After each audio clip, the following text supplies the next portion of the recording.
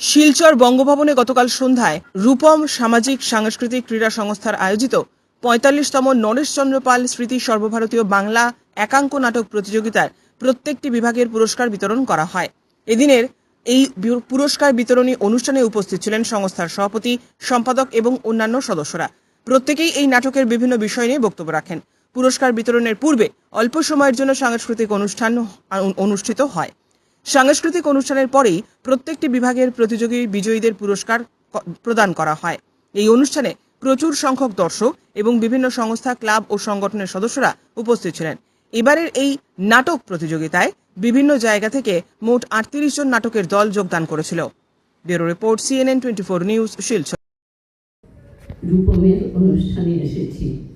কিংবদন্তি নাট্যকার শ্রদ্ধেয় নরেশচন্দ্র পাল এবং তখনকার সঙ্গীত শিল্পী সুরকার শ্রদ্ধেয় দেবনাথ আমাকে এই রূপমে এনেছিলেন।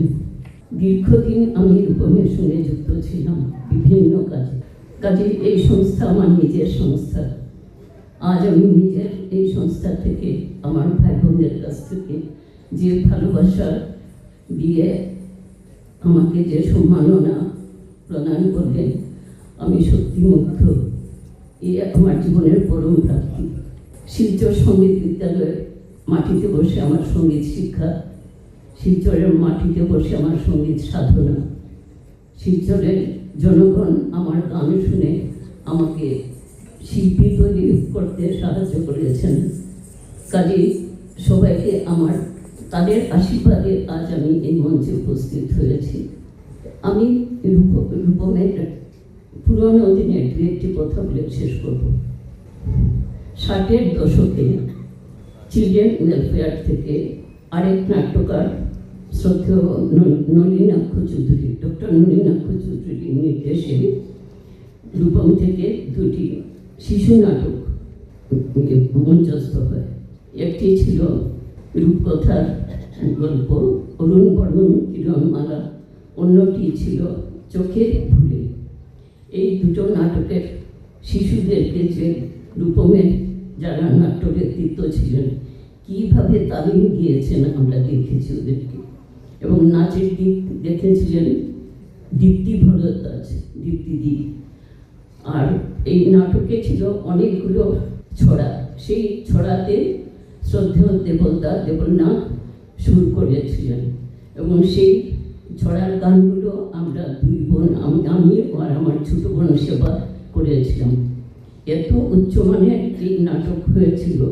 করে 45 বছর যে নাট্য চর্চা করে গেছে রূপম, তার নিষ্ঠা, মনন তা আমাকে আপ্লুত করেছে।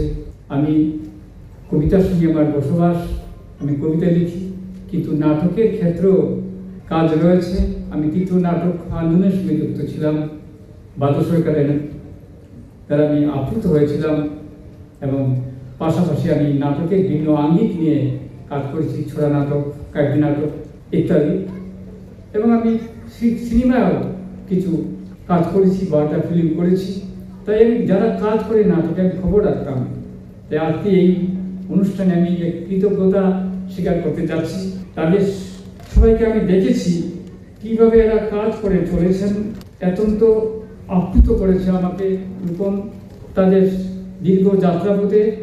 এত সুন্দর এটা নাট্য আন্দোলন করে যাচ্ছেন। এই অঞ্চলকে তিনি বৃহৎ বঙ্গের সঙ্গে যুগসূত্র গড়ে তুলেছেন, এবং তার দ্বারা আমি ঋদ্ধ হয়েছি, আপ্লুত হয়েছি, এদিকে সমৃদ্ধ হয়েছি।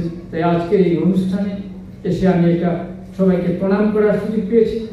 আমি সম্মানিত প্রদীপ্ত রায়কে, তার কাজ আমি আপ্লুত। বিকাশ দেব আমাদের সঙ্গে তৃতীয় নাটক করতেন। আমি সম্মানিত নিখিল পালকে আমি জানি, তার কাজকর্ম, এবং সবাইকে আমি ব্যক্তিগতভাবে তাদের কাজ আমি দেখে যাচ্ছি। তাই আজকে কিছু বলার আমার ভাষা নেই। শুধু আজকে এই দিনে এই সুযোগ পেয়ে আমি এই প্রণাম করার সুযোগ পেয়েছি। আমি সবাইকে প্রণাম জানাচ্ছি, তাদের কাজকে প্রণাম জানাচ্ছি। আর যিনি স্থপতি ছিলেন শ্রদ্ধেয় নরেশ পাল, তার কথা বয়সী মনে পড়ছে, তাকে আমি শতগুলাতে প্রণাম জানাচ্ছি। থাকতে পেরে নিজেকে কৃতার্থ বোধ করি।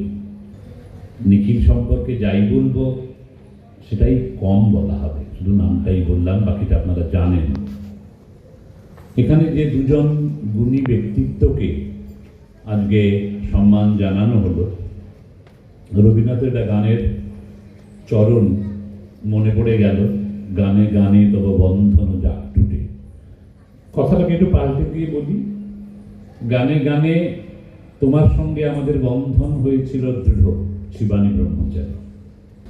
আমরা যখন হাফ প্যান্ট, অম্বিকাপুর চৌমাথা, বাবার হাত ধরে এসে শিবানীদি আর সেবাদির রামায়ণ গান শুনতাম। পরবর্তীকালে সেবাদি বাইরে চলে যান বিবাহ সূত্রে, শিবানীদির সঙ্গে বিবাহ সূত্রে বন্ধন গ্রথিত করেন রাধামাধব কলেজের প্রিন্সিপাল, আমার আরেক প্রিয় ব্যক্তিত্ব শ্রীযুক্ত রথীন্দ্র ব্রহ্মচারী।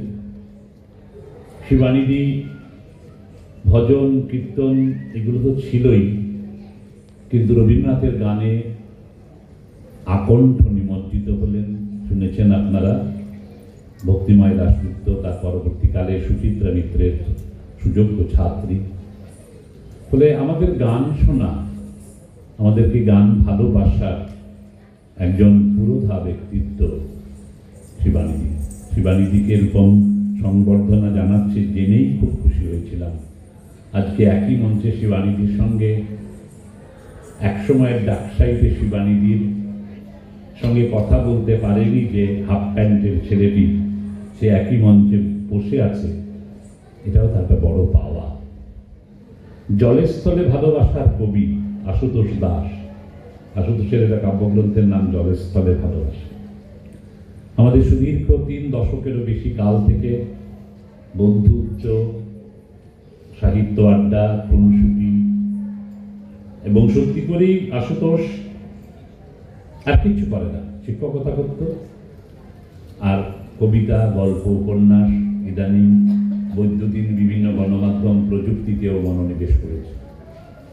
এবং এতটাই নিমজ্জিত আশুতোষ যে এছাড়া জীবনে ওর দ্বারা কিছু হবে না, কবিতা লেখা ছাড়া, পত্রিকা বের করা ছাড়া।